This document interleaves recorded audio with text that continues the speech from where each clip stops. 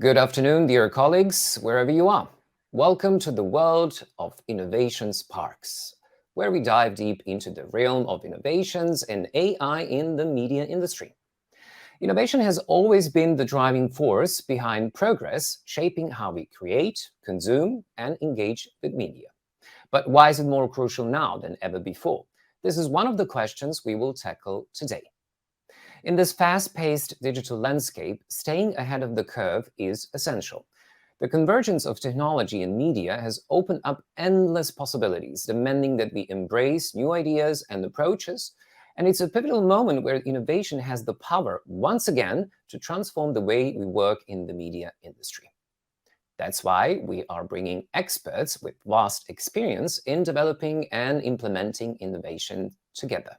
Today and in upcoming sessions, they will be sharing their invaluable insights, shedding light on the impact AI and innovative thinking can have on media professionals like you. Our goal is simple: to inspire change, fuel your creative spirit, and provide you with the tools and knowledge needed to shape the future of media. Whether you want to chase your current projects or embark on, why not, groundbreaking ventures, Innovation Sparks could be your catalyst for success. In other words, join us on this journey as we unravel the potential of innovations and AI. Allow me to introduce our esteemed guests who will be joining us today. First, we have Kilg, an accomplished innovation manager at DWLab in Germany. Marie has an impressive track record of successful innovative projects, including the AI column designed for Taz newspapers, or better said, website. Let's take a moment to learn more about Marie.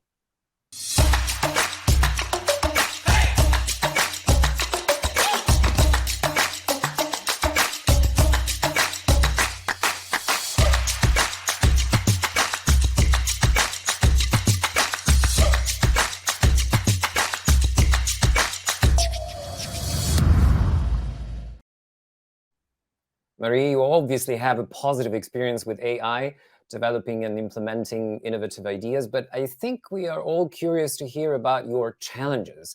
Could you share with us the biggest struggle, danger, or recurring challenge you faced during the implementation of some of the projects you have done? Is there a particular obstacle that frequently arises and poses difficulties in your work here in Germany or Europe? Oh, yeah. But first of all, hi. When you just posed the question, I kind of thought, like, I'm pretty sure I have more failures with AI to tell than successes. Like, even just for the newspaper column that you briefly mentioned, for every text that we print in the newspaper, we generate sometimes dozens or sometimes even 100 texts in the beginning until we have one good one. So, like, my track record in innovation is definitely like full of failure stories, but I think that's also a way for me to have fun. And that's the blessing of working in innovation, is that we give ourselves permission to fail, right? We're doing something new, so failure is always an option, and that's the fun of it. Okay, so AI is fun. Let's start with that. Next, we have Dejan Restak, a visionary figure in innovation in the Balkans, especially in the 90s, with a wealth of experience spanning the entire innovation process. Dejan is widely known in the media community as the founder and former director of the renowned B92 website. More details about Dejan in the following clip.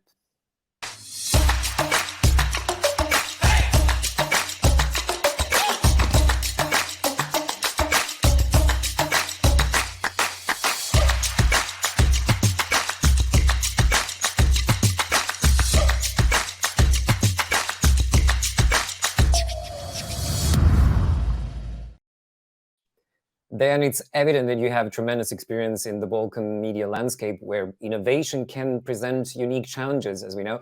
In this context, media outlets often face existential issues that hinder their adoption of innovative approaches. What, in your opinion, is the main reason behind these hesitations when it comes to embracing innovation? And what needs to happen to foster progress, particularly on the AI front? Yeah, hello to everyone, first of all.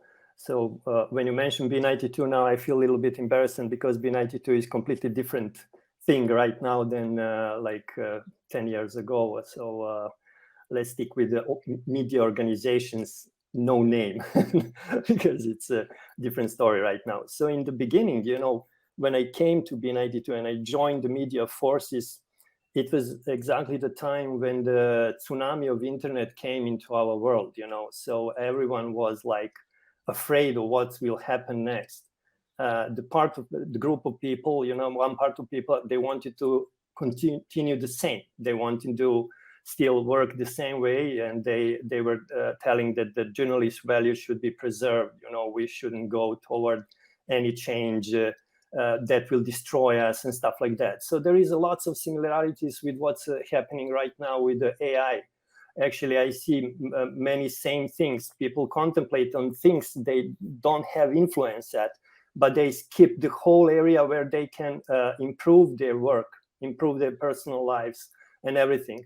So the hesitation and reluctance coming from, people don't learn, people simply don't go forward and don't look for opportunities.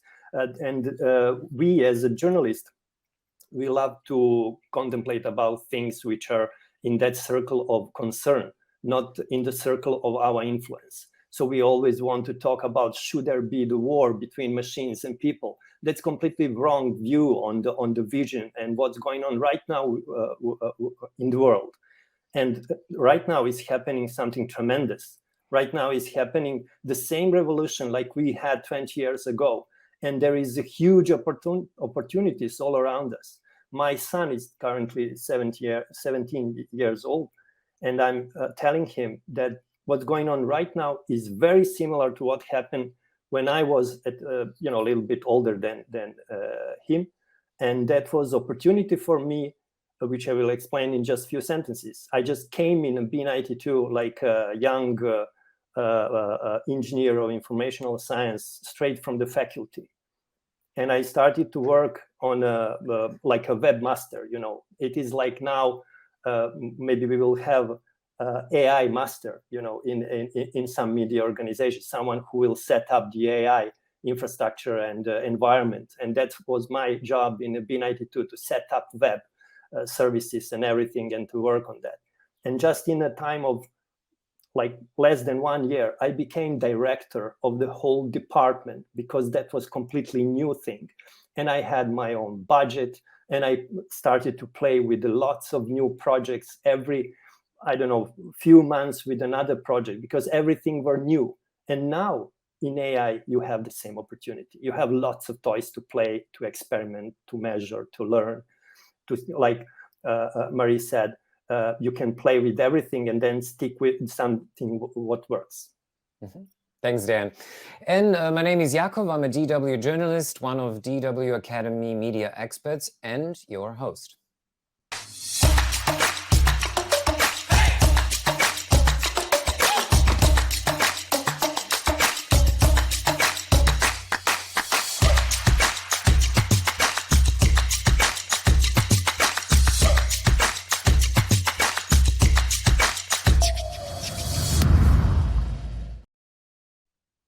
Before we continue, let me share a fun fact about this series. In the spirit of embracing innovation, we wanted to push the boundaries of creativity in making innovation sparks.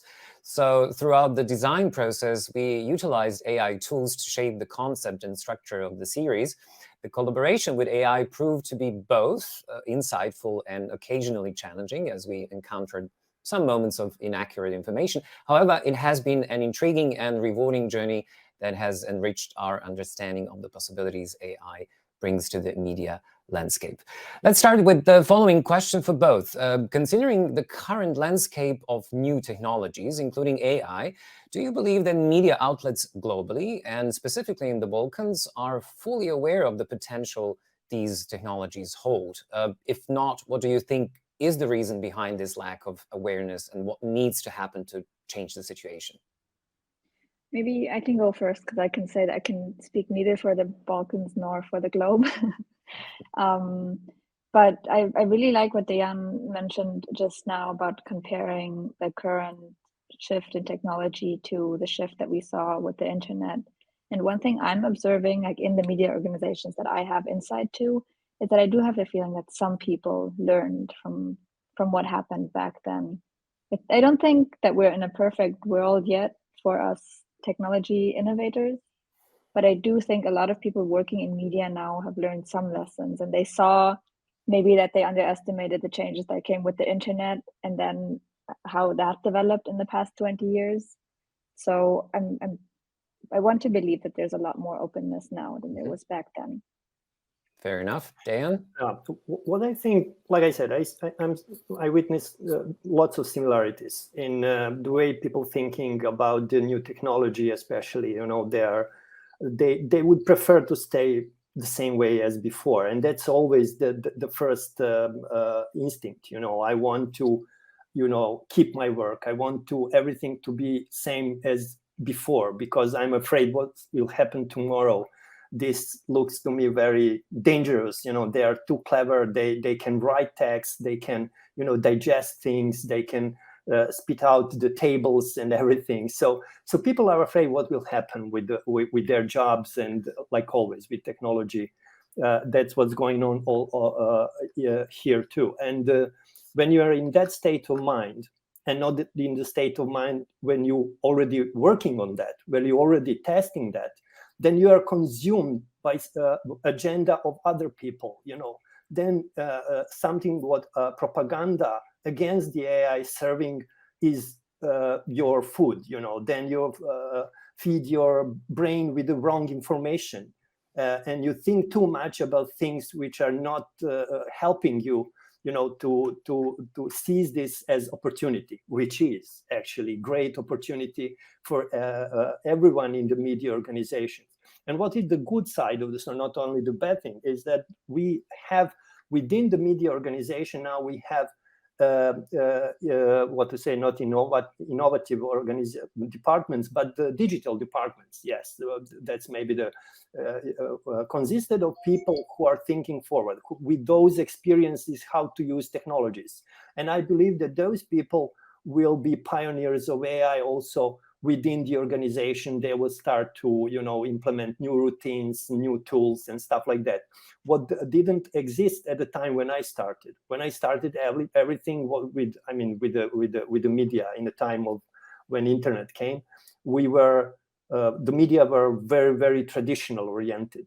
When you were working, for example, for the print media, everyone was concerned what will happen with print, but the print is just technology. Print is not the essence of journalism. The essence of journalism is story, especially your unique story, the story based on your unique experiences, on your emotions, on your feel. And that will be the key difference, but we will come to that, I believe, in the next chapter conversation. So where do you see the most significant potential for AI in the media industry today? Are there specific segments of production or workflows that could benefit the most from incorporating AI and innovative formats at this point? To me, may You can both answer. Yeah. I think, like my wife said, the drudgery work will be taken by AI. We will be free of things like that. For example, who likes Google Sheet? Who likes Excel sheet? No one. Who likes to put statistics from the sport match into the tables? No one. So the AI will help us tremendously on those segments of work, and we will be free. Even if we are clever as society, we will use that time to decrease our working hours. So we will spend more time with our families. We should reconnect with nature. We should reconnect and create new experiences. With animals, with plants, with everything around us. And that's my vision of life, my personal life. My personal life now goes that way. I'm reconnecting again with the nature, with the animals, with the plants, because we have AI now to help us in the most difficult part of our work. Who likes that work? No one in this world. And then, people who are stick with that jobs, people who are working on that part of our operation, they are in danger because, obviously, if they don't know anything else, just to type in and copy paste, that's the problem. And those kind of people are in danger. So we need to learn. We need to, establish the culture of learning. We need overall improve the state of education of the people, And that's how people will thrive. That's how people will go forward. I think that all should lead to the better societies, because we will have more time to, like I said, reconnect with other people also. For us in the future will be very important how we establish, how we continue with our social networks, if you want, because I prefer to communicate with the people than with the AI. AI is something that, yes, it's interesting, but it's still toy for me, and it's helping, like vacuum cleaner, which is AI. After all. But in your case, it's a bit different, I would say. AI journalism, it's not just about media industry. It's not just about automation, right? It's slightly different, especially if we mention one of your projects that we also mentioned, and that is AI Con. Oh, right. No, I totally agree with Dejan. And while you were just talking, I also thought that many of the things that you're talking about that you want humans to do more of are not just very human things, but also things that a lot of journalists enjoy particularly. And that's why we picked the job, right? Learning new things, constantly adapting, meeting new people, finding new stories. So like in that sense, I think it's very encouraging that maybe especially people in media are very fit for this new world of collaborating with machines. But yeah, to your question, Jakov, I kind of view bots as my friends almost, even though I know that they're not real. But I feel that especially in the generative AI tools that have come up now that can do more than just translation or automating basic tasks, I think there's a lot of creativity there that we have to discuss if that creativity matches that of humans. And I'm pretty sure that nobody wants AIs to replace humans, but they're definitely collaborators in many senses. Like just for example, if my task is to write something, then it might become easier for me if I have real writer's block and I'm staring at the empty page, if I have a bot that I can just brainstorm with and just like tell it like, oh, I'm trying to write something, but the weather is so nice and I'm not in a good mood, and just give me some ideas. And then maybe those ideas are bad, but they will spark something as a kickoff, right? And I feel that there's a lot of potential in that too for anybody who works creatively. So I want to add to that something which is for me very important when we're talking about differences between AI and the human writing, for example, creativity especially. Yes, we can debate endlessly about is the art what is created by the machines or it's not. But what is definitely something that we will all agree that we as a people, we have unique experiences. And that's what make us different from machines. And literature which is made by our experience, which is product of our experience, will always be important. So that is something what will forever differentiate humans from machines, because no one can tell the same story about my childhood as I can and what I experienced during that period. And it works also for journalists, who are, for example, now on some important sport event. Every machine can digest the results and make the summary. But what could be interesting for audience is my personal experience on that event. Also my emotions. For example, when you have sport anchor or commentator who is commenting the game, how it's important to feel his passion, when he's talking about when he's commenting the game. So the passion, the emotions, that's what's important. That will stay with us. Before we continue, one practical information, as we want to create an interactive experience during the show beyond just listening. You as viewers have the opportunity to participate and engage with our guests as well. To do that, you need to join the conversation in form of joining the Innovation Sparks Viber community that we established. That's a dedicated space which allows you to ask questions, share your insights, and connect with like-minded professionals. Just be sure that you scan. I think if you pay attention to the bottom of the screen, you will get all this information, including a QR code. Among other things, I want to ensure that your phone numbers will remain private. And by joining our Viber community, you're not just able to ask questions, but you'll gain access to valuable information on innovations and AI in the media industry, because we will keep you updated on coming up episodes and practical information on this matter. Since the topic of this episode is from implementation, from innovation to implementation, can you guide us through at least a bit the journey or developing process while you are designing or implementing a new project, obviously in media industry? What are the critical aspects that need to be considered, prepared, and ensured for successful innovation? So, in other words, it would be also useful if you can share do's or don'ts based on your experience while developing something new. I can go first.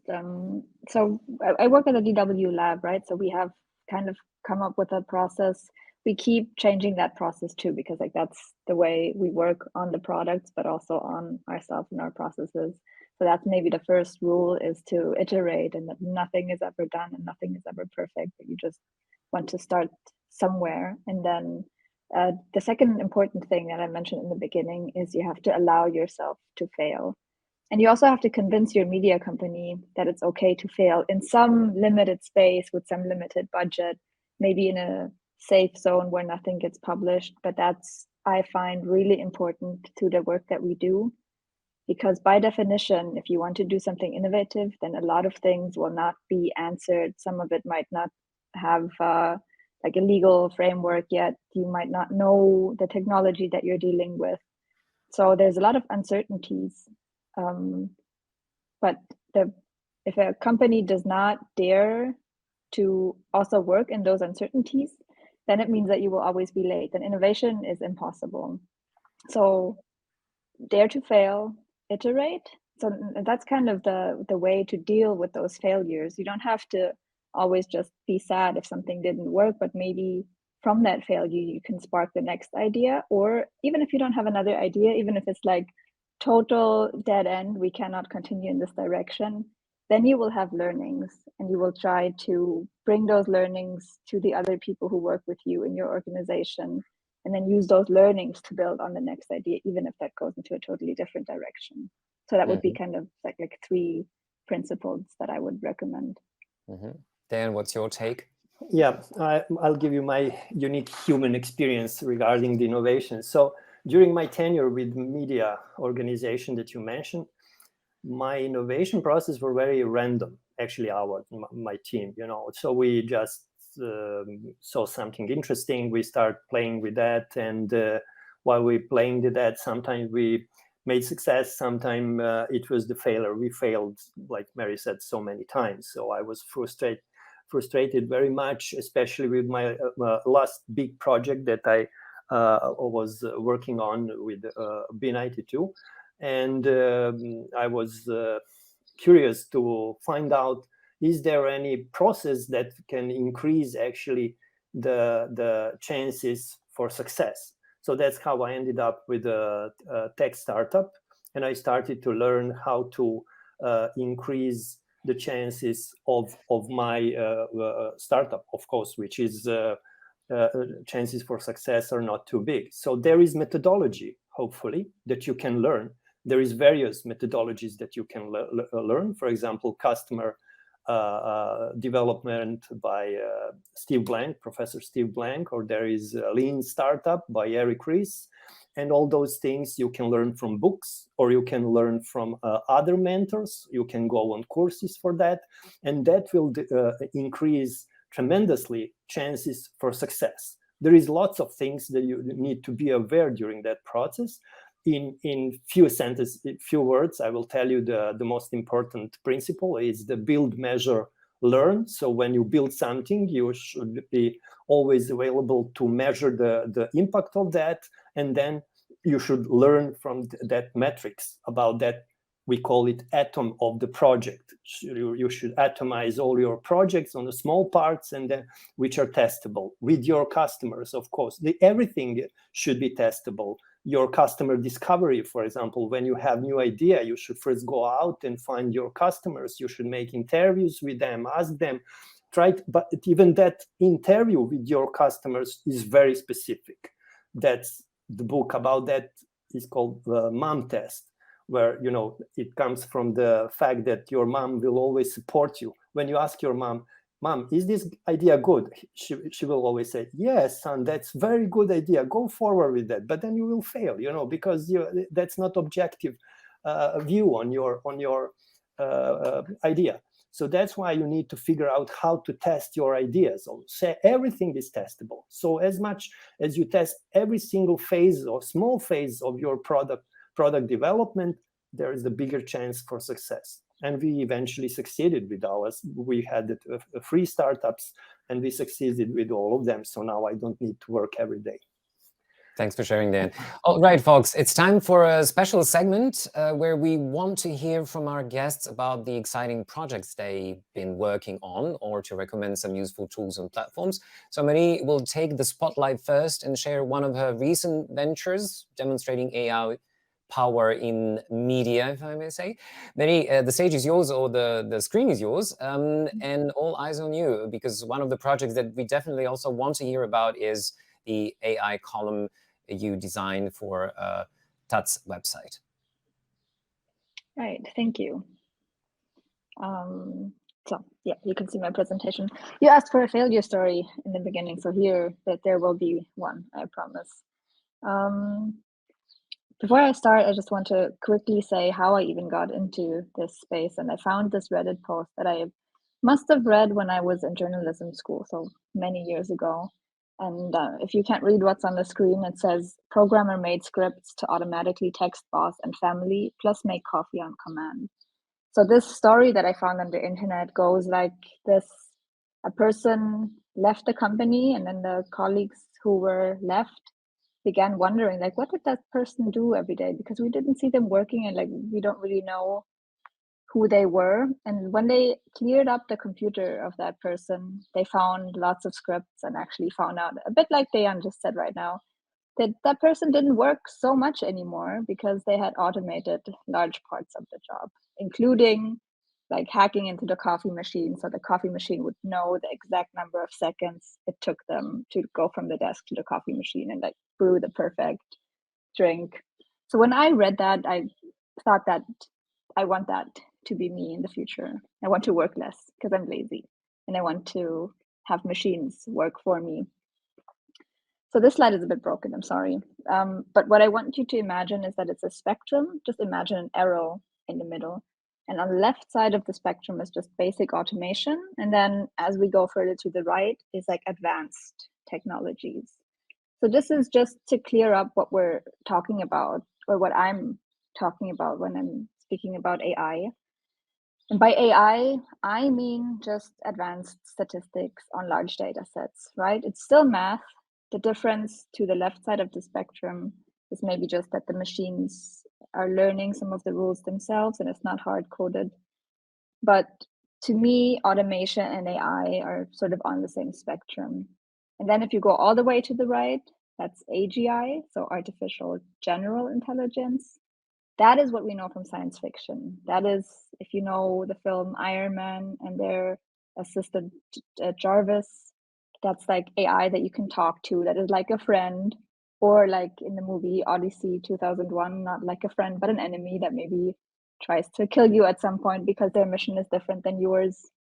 So this slide is just to make sure that we get those definitions straight, and also that I put this big black arrow in between AI and AGI because it's not given, and nobody knows for sure if those two things are even on the same spectrum, right? The AGI personalities that we know from science fiction, they might never arrive just by scaling up the technologies to the left here. So the story I want to tell is from 2017 when I was just starting out as a journalist. So if my goal was to be lazy and let machines work for me, that meant I have to automate writing in 2017. So there was just another boom of machine learning. And I'm going to skip through this a little bit because it's very technical. But basically, I found on the internet the information of how to train a neural network. Neural network is this cloud in the middle here, and you can just imagine it does fancy math. And you just need to put in a large data set of text, lots and lots of text. So I took the Bible because that was available on the internet to me. And then the network can learn the rules. And then after it's done, you can tell it, apply the rules now and get output from the text. And the rules, for example, if you want to be really simple, are that like read the text character by character, and every certain number of character, there will be a space. And after the space, if the language is German, sometimes there will be a capital letter, and sometimes it will be a small letter. It's rules like that, but just like way more complex and more complex that we humans could just derive, but the computer can do that. So the result that I got out is in German, but maybe what you can see is that it does look a little bit like a Bible verse. It has some numbers in the beginning, so it understood that text in the Bible has some numbers. And the rest of it is super gibberish. It's about people having many sons, and actually like almost every second word is son or some weird invention of a family. But for me in 2017, this was a great success. If you imagine that evening before, I went home and just told the computer to train, and it didn't know anything about language. You know, it didn't know what a word was, and it didn't know any German, and it definitely didn't know like how the Bible works. And then just a few hours later, the next morning, I come back and it has invented a Bible verse with numbers and everything. So I thought, okay, now I'm ready. Now that proof of concept worked, right? I can produce text, but now we're journalists, so the Bible is not enough. And I wrote an email to this like important journalist at the newspaper I was working at, and I asked him like if I can scrape his texts from the archives and use them to train a machine. And it's not verbatim, this email here that I wrote him, but the answer that I got from him is pretty much verbatim, because I remember that he just said no in very few words. And so that's how I noticed that there is a real fear in people in media, and that it's not for them like it is for me, like it's just a super fun pastime and I'm just playing around with the computer, and for me it was not a threat. But like that guy, either he didn't think it was fun or useful, or maybe he was even really afraid of his job. But anyway, that just got me thinking about the fears that are out there. And then so this GIF should be moving, but it's somebody being kicked out from a big fancy house, because then when my internship was over, they also told me like, please, you did some interesting things, you wrote some good texts, but the machine learning AI stuff that you tried to do here, we didn't really get that, so bye, don't come back. Skipping that example. So that was 2017, and a couple of years later, we had this big leap into usefulness, right? For me, back then, it was just purely innovation, and I also didn't really think that I would get qualitatively useful journalistic texts. I just thought like it's something that we should learn about and understand. But then most of you watching this will know 2020 happened, DALL-E came out, computers were all of a sudden able to create avocado chairs from nothing and like become really, really creative and invent something. And now we're at the level where we can have a computer create a Teflon Zucker Gates, if you want to be a bit more complex.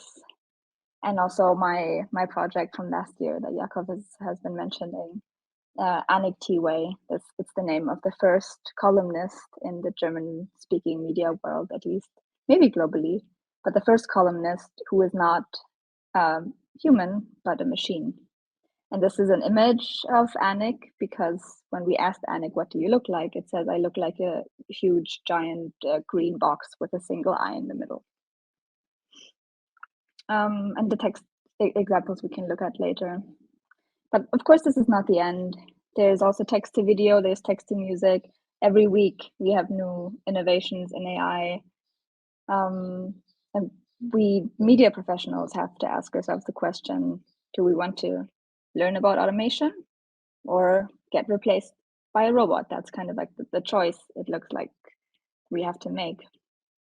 So my answer, just really briefly, is I definitely think you should learn about automation, because in the years since I failed at that big German media organization, I've learned much more about automation. I've automated many of my tedious tasks. I worked for Amazon for a couple of years and I automated most of my job there. And that ended up earning me a promotion. And then I had more work, not less work, which wasn't exactly the goal. But the new work that I had was more interesting. So I've made many positive experiences with just automating different parts of my job in different ways. But also, I'm sorry, this is a bit broken here too in this version, but also many things happened in the AI space that really need journalists to understand them and talk about them. We have headlines of jobs being replaced. We have surveillance and facial recognition that's getting better and better with AI. Not just in China too, but like also in the US, after the abortion laws were changed, people also all of a sudden had to worry, like, does some AI know I'm pregnant before I am, and then I can get in legal trouble. And we had a Google engineer who became convinced that the AI he was supposed to test came to life. So super complex changes that kind of affect every area of society, and issues that are complicated to understand, right? It's like some underlying math. It's, for many people, it's scary, and the things are happening so fast that people need somebody to help them understand and help us as a society, like, find the answers and shape the future that we want to live in, because it's like a lot of it is up for debate because it's so new. So I definitely suggest you take the red pill, because if you learn about automation, if you understand the underlying technology, then that enables you to do good journalism. But I also suggest you take the blue pill as well, because if you can get replaced by a robot, but even like replace yourself by a robot, because you can choose which are the things that you want the robot to replace, then that will free up some time. And the time is something that you will need if you want to understand the technology better to do the good journalism that you want to do. So it's kind of like a positive cycle if you want it to be, because if you learn at the same time, and through learning, you will also get to have more fun at work and do less boring things. So yeah, that's my recommendation for you. Thank you, Marie, Thank you. for sharing your insights and presenting some of your projects. Now let's turn our attention to Dan. Dan will be exploring some tools in real time that not only enhance the quality of content production, but also boost its efficiency. So Dan, the screen is set for you. We are eager to hear more. Okay, thank you. Just before I start typing and clicking on something within this tool, I would like to give you a bigger picture, because this is the purpose of this exercise should be for people to have something like takeaway, something very practical and inspirational. So the bigger picture is, and actually the bigger question is, how we should start with AI within our organizations. So my quick answer would be, start with the AI in your personal life. Start playing with the AI tool within your personal life. And then when you become accustomed to that kind of tools, try to figure out how you can use it within your organization. That's how we started using mobile phones. That's how we started using internet, computers, and everything. So when you become more familiar, then tools like this, which I will present you, will come easier. Because now when I show you all those menus and segments of this, it will be maybe overwhelming. Do you see my screen? I believe it's fine. Yeah, everyone's seeing. And what is this? This is Notion AI. Before they started with playing with AI, they were productivity tool. The purpose of every productivity tool is to help you to, as the name says, to be more productive, to work faster, more efficient, to organize work within your team, to follow what's going on, to manage, and so on.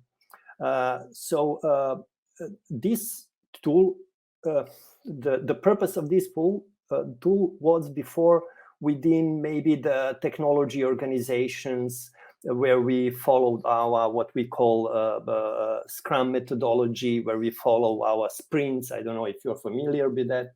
I will not talk about that, but I will tell you now how you can implement something similar like that to your organization, and where is AI in that context. As you can see here, you can create the new page, and you on every page you have a line where you can actually communicate with AI. So every tool today that you can find on the internet, every application will have something like that. Every company now is working to implement AI within their applications. Is that simple conversational tool where they will use AI like the customer support, or something more significant like they are using here? So let's try to kick off writing on a blog about the Bitcoin. So now we can, we have, for example, we don't know how to start, and we will ask AI to help us with that. So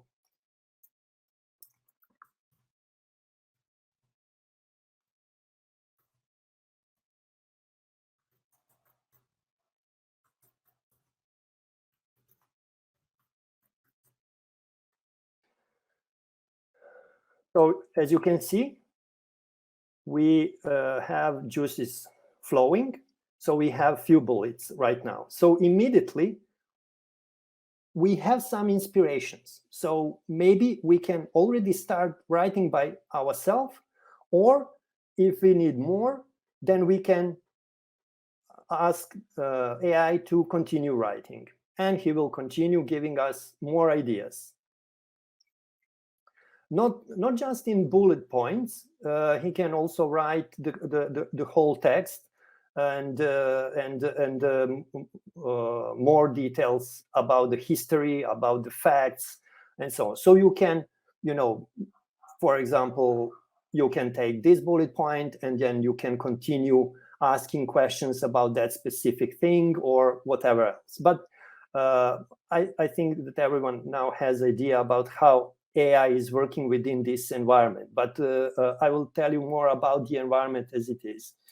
What else you have here? For example, one really interesting feature about this tool is that it is capable to summarize text from other websites, which is not currently possible with ChatGPT. So I can ask something like this. I'll just take the link from Deutsche Welle story about Turkey elections. I'll put it here, and I ask AI to give me summary of that link.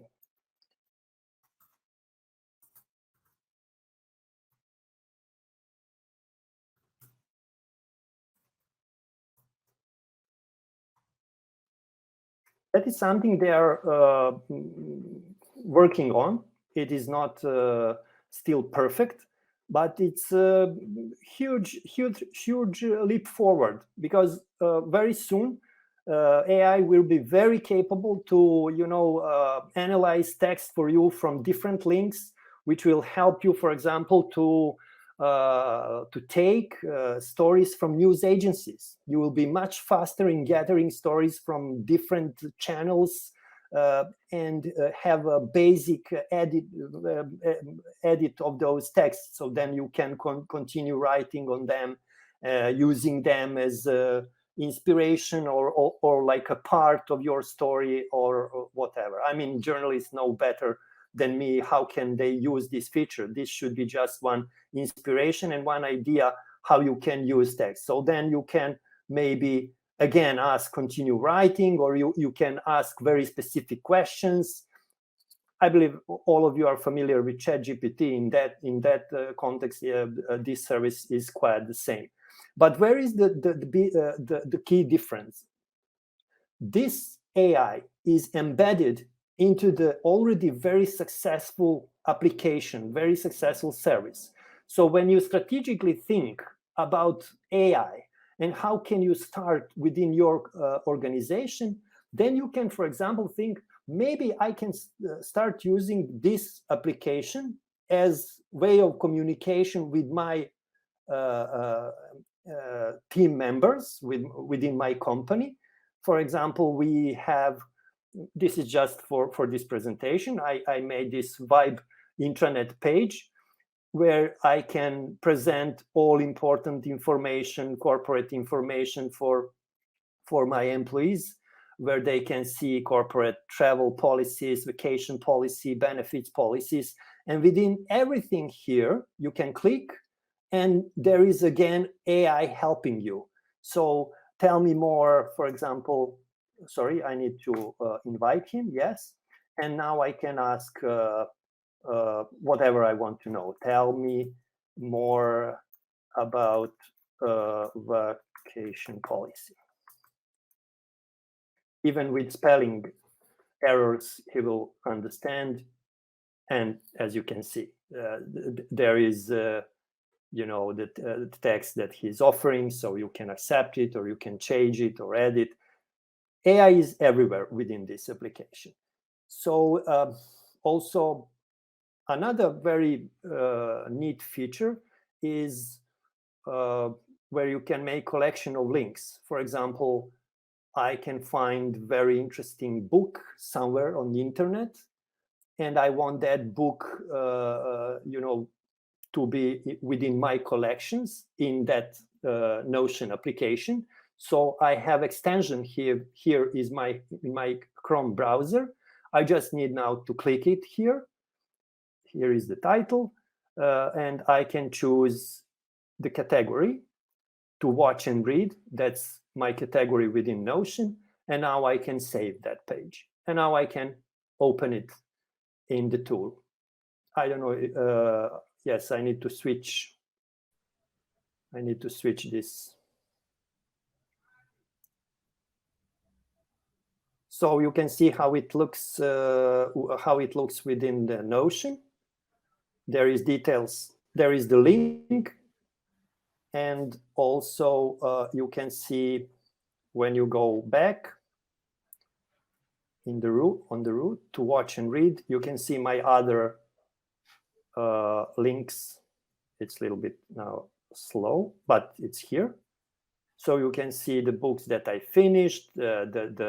Also you can see the movies that I want to watch or whatever. So basically, this is one organizational tool which can help you first to organize your personal life, and then you can go step forward and start, organizing your professional life. So if someone has idea, for example, to change the habits within organization, to start using AI, this is one tool that you can start thinking of, or any other.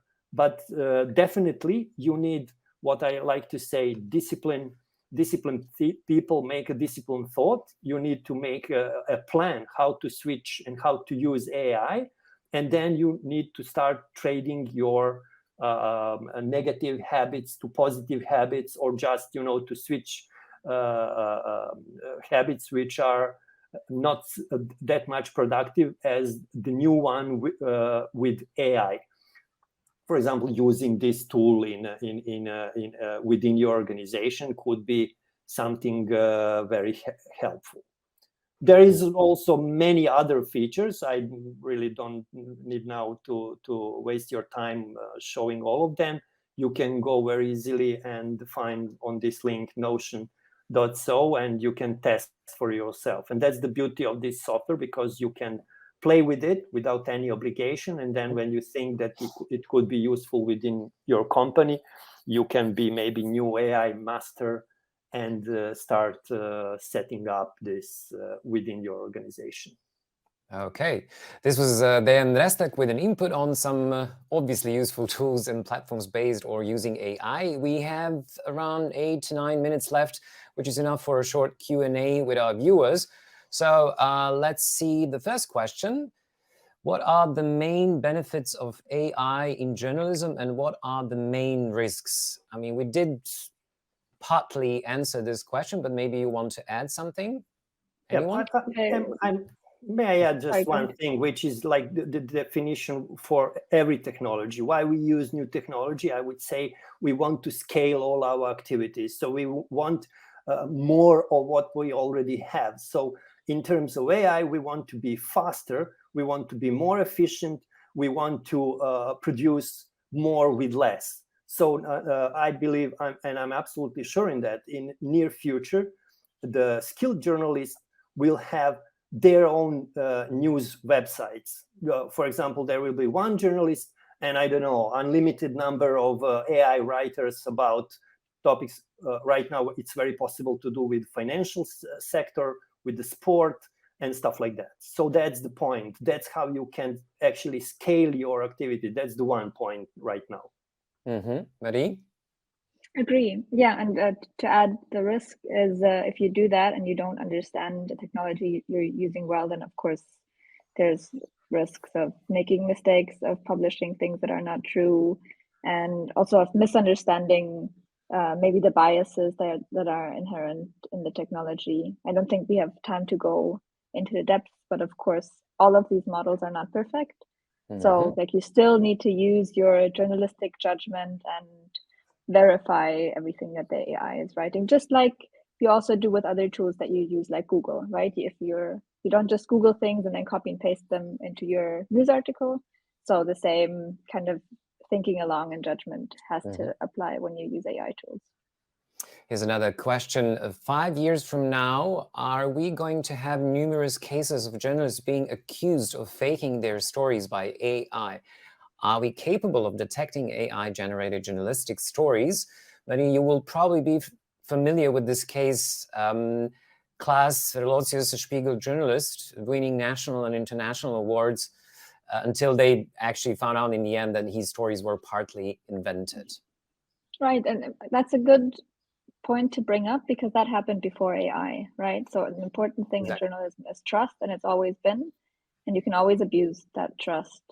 I do think it's true that AI will make it a lot easier for many people to create fake news, because in the past, like only somebody who was able to write really well could publish fake news stories, or you have to know the language that you want to publish fake news in order to deceive people.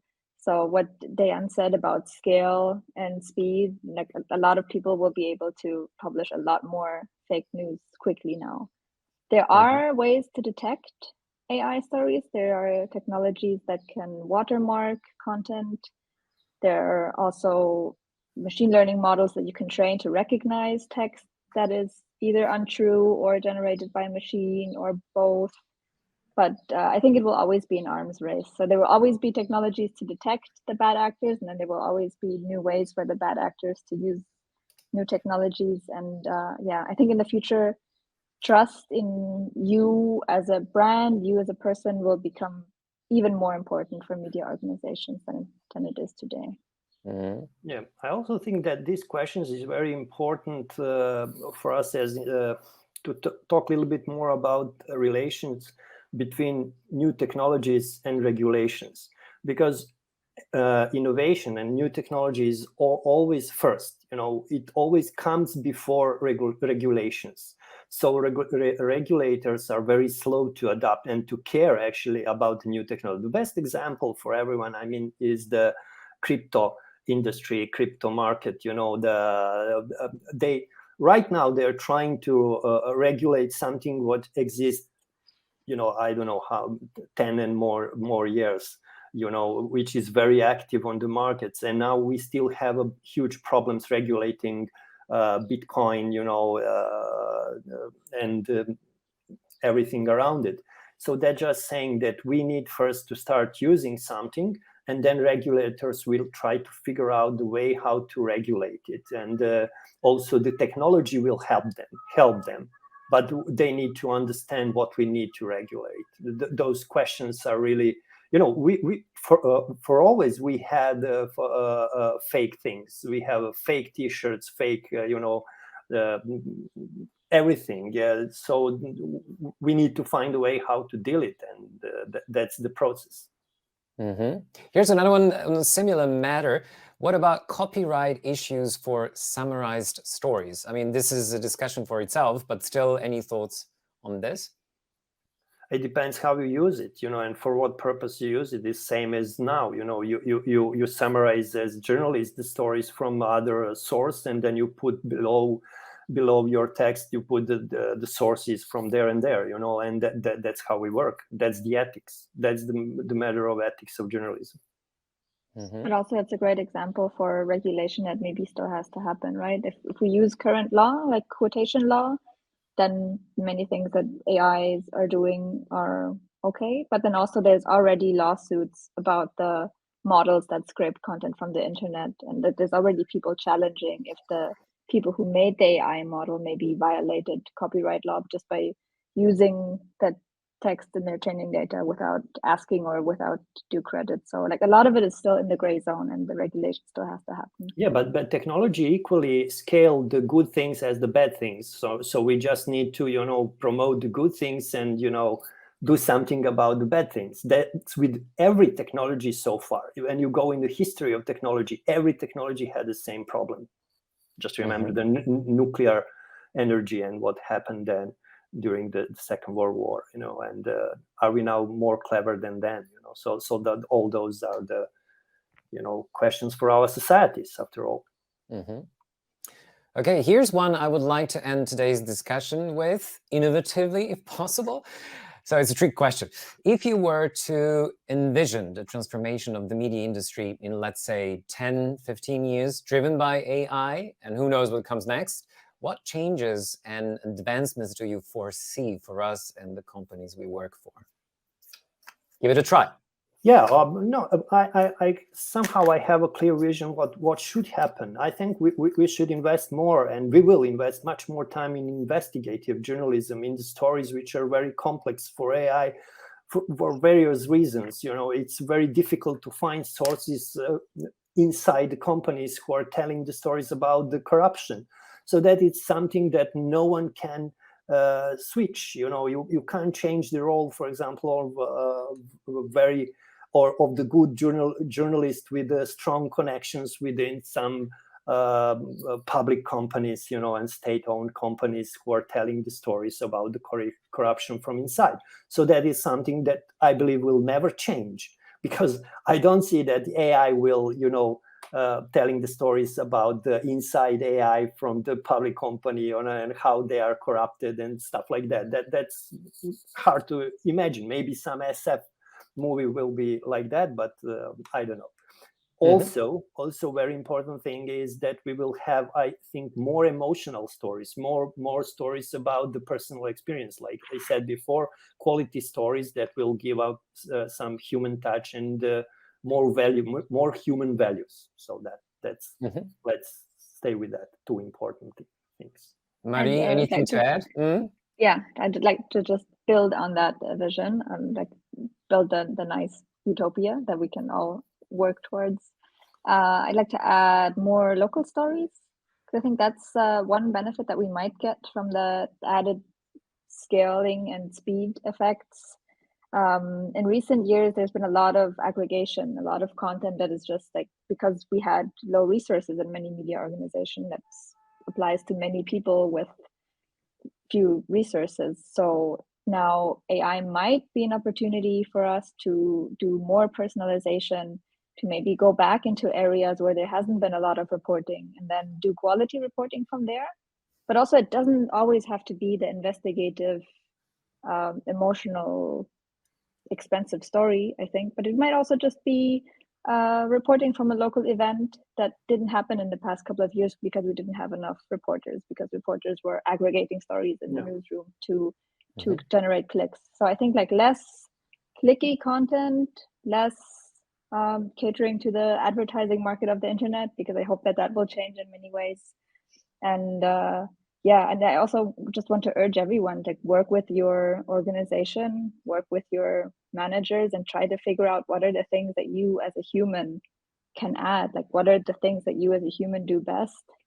And then how can you all use AI to help you do what you do best? And don't just let people go and then publish more shitty stories that AI will write for you, instead of doing the cool things that you could be doing in personalization and localization. Dear guests, dear viewers, we have reached the end of our very first episode of the Innovation Spark series. I sincerely hope you found it both enjoyable and valuable, taking away some insights you can maybe implement, experiment with, or explore further. Our ultimate objective is to empower you to embrace innovation, providing practical knowledge and igniting your curiosity to dwell deeper into topics our guests have shared with us today. Thank you, Marie. Thank you, Dejan. If you wish to watch this episode again, you'll find it as a video on demand on the below mentioned platforms. I also encourage you to share it with your colleagues, spreading the spirit of innovation within your professional circles.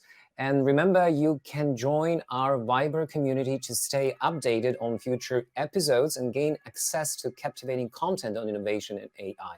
Thank you for joining us. Until next time, let your creativity shine, and together, let's contribute to a more diverse and innovative media landscape. Take care and stay inspired.